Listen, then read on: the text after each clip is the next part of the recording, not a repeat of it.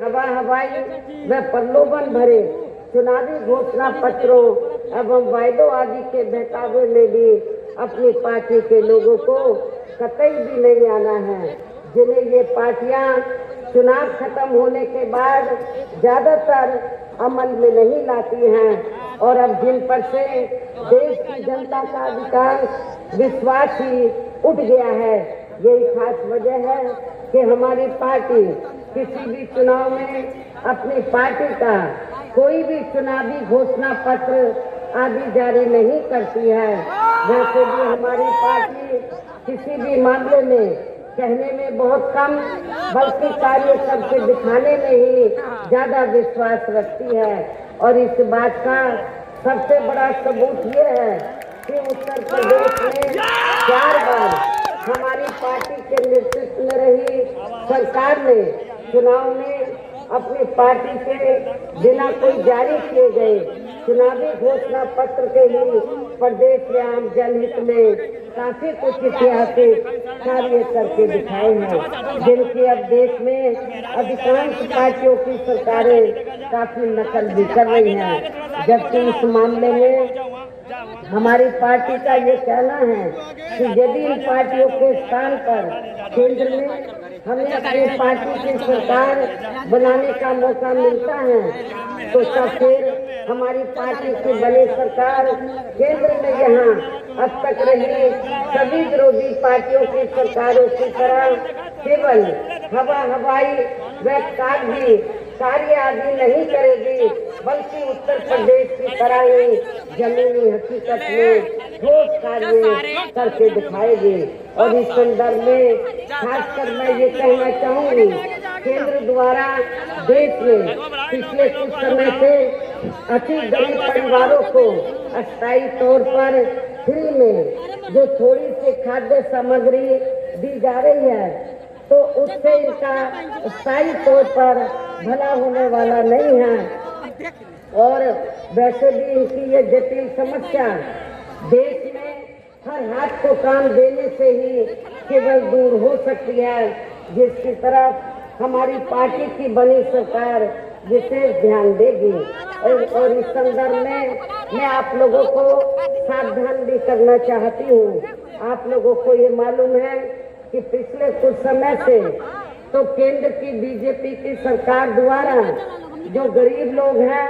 उनको थोड़ा फ्री में राशन देकर उसके एवज में उनसे वोट लेने की गुजारिश की जाती है कि आपको केंद्र की सरकार ने फ्री में राशन दिया है तो इसके एवज में आपको बीजेपी को वोट देना चाहिए। आपको बिल्कुल भी इनके बहकावे में नहीं आना है, इनके चक्कर में नहीं आना है, क्योंकि पूरे देश में जो गरीब लोगों को फ्री में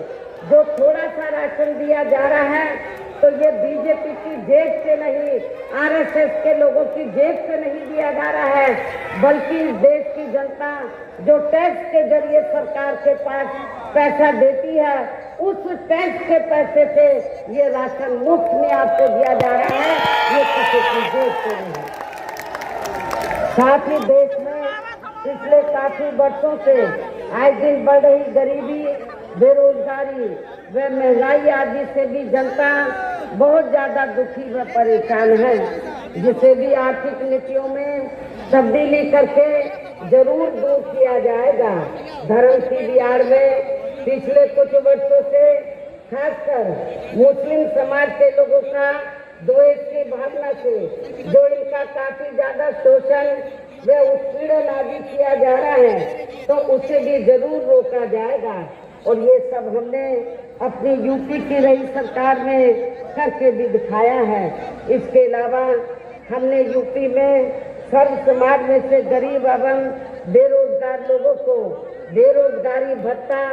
आदि न देकर उन्हें बड़ी तादाद में रोटी रोजी के साधन भी उपलब्ध कराए हैं, जो अब ये कार्य भी अधिकांश ठंडे की वजह से देश की अर्थव्यवस्था पर भी इसका काफी बुरा प्रभाव पड़ रहा है, जिससे यहाँ विशेषकर छोटे एवं मध्यम वर्गीय व्यापारी वर्ग भी काफी ज्यादा दुखी व परेशान हैं। और अब केंद्र में पूर्व की रही सरकारों की तरह ही वर्तमान भाजपा सरकार में भी यहाँ पूरे देश में गरीबी, बेरोजगारी एवं महंगाई आदि भी लगातार काफी ज्यादा बढ़ रही है। देश में हर स्तर पर फैला भ्रष्टाचार भी अभी तक खत्म नहीं हुआ है। ऐसे में अब आप लोगों को देश में हो रहे लोकसभा चुनाव में कांग्रेस, बीजेपी व इनकी सहयोगी पार्टियों को भी केंद्र की सत्ता में आने से जरूर रोकना है। जिनके गलत नीतियों व गलत कार्य प्रणाली आदि को आप लोग काफी हद तक आजमा भी चुके हैं। ऐसी स्थिति में अब ये विरोधी पार्टियां इस चुनाव में भी किस्म किस्म के साम, दाम, दंड भेद आदि अनेकों हथकंडे इस्तेमाल करके केंद्र की सत्ता में आने की पूरी कोशिश में लगी हैं, जिनसे अपनी पार्टी के लोगों को हर स्तर पर काफी ज्यादा सावधान रहना है। और इस मामले में विरोधी पार्टियां अपने अपने पक्ष में हवा बनाने के लिए खासकर मीडिया,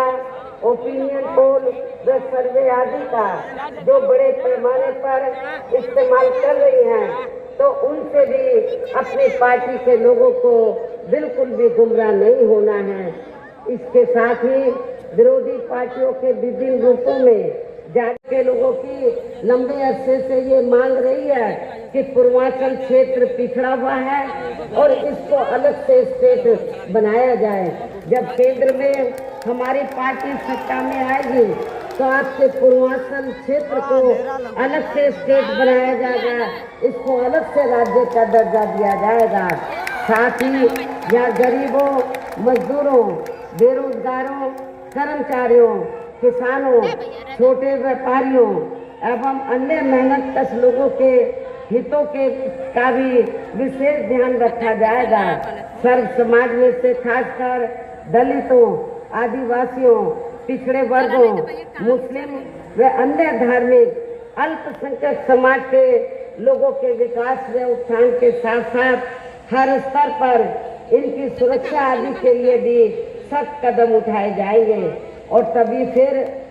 यहाँ वास्तव में अपने देश के महान संतों, गुरुओं व महापुरुषों में भी विशेषकर महात्मा ज्योतिराव फूले,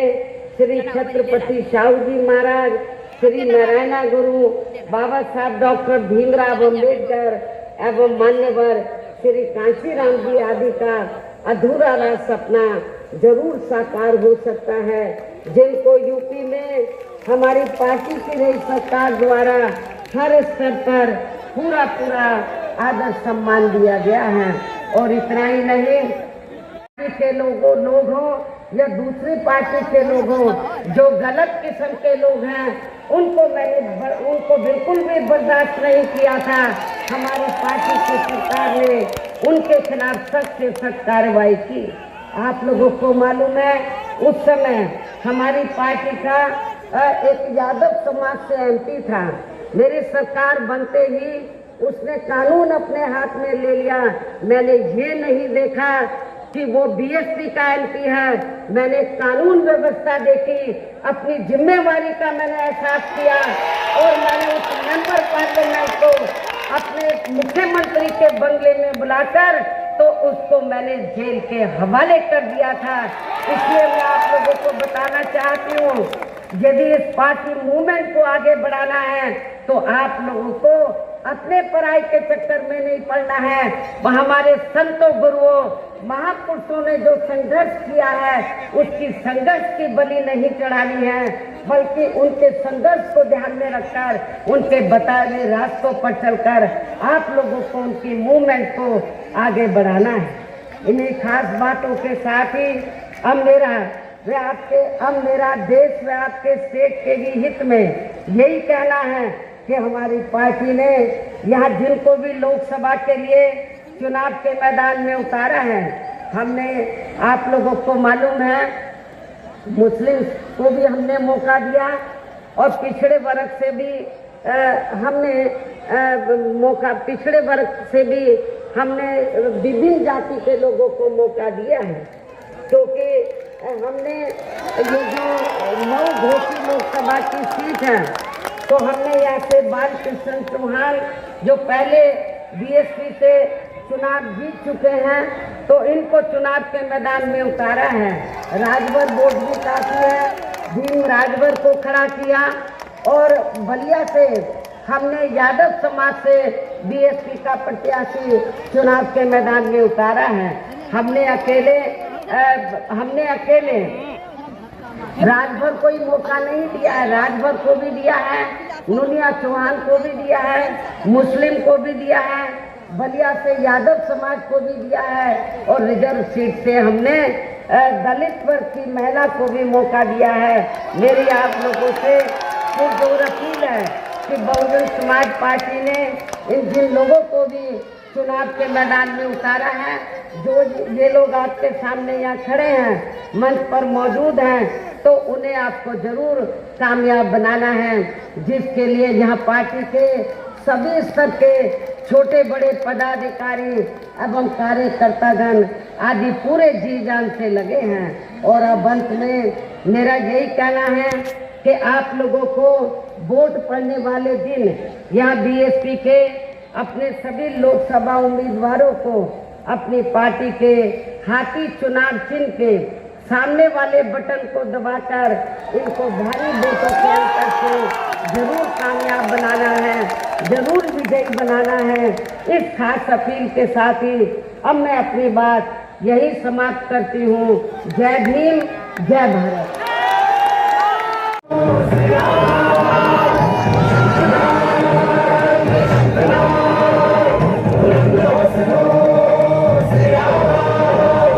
शंखनाद कर दिया बहन ने,